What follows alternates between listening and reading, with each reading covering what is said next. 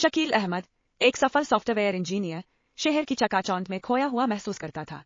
ऊंची इमारतें, तेज गाड़ियां और लगातार काम का दबाव उसे निराश कर रहे थे।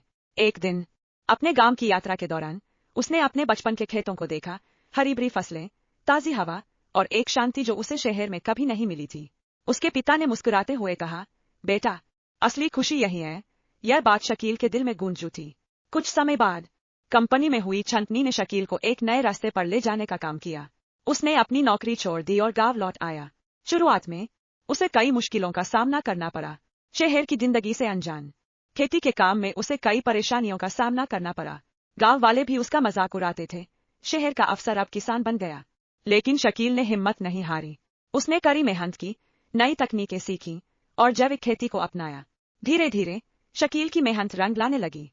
उसकी फसलें अच्छी हुईं और उसकी आय बढ़ने लगी। उसने गांव के अन्य लोगों को भी काम दिया और उनकी जिंदगी में खुशहाली आई। जो लोग पहले उसका मजाक उड़ाते थे, अब उससे खेती के गुर सीखने लगे। शकील अब सिर्फ एक किसान नहीं, बल्कि गांव का एक नेता बन गया था। एक दिन एक बड़े शहर के व्यापारी ने शकील के खेतों का दौरा किया। वह शकील की जैविक खेती से इतना प्रभावित हुआ कि उसने शकील से बड़े पैमाने पर जैविक उत्पाद खरीदने का सौदा किया।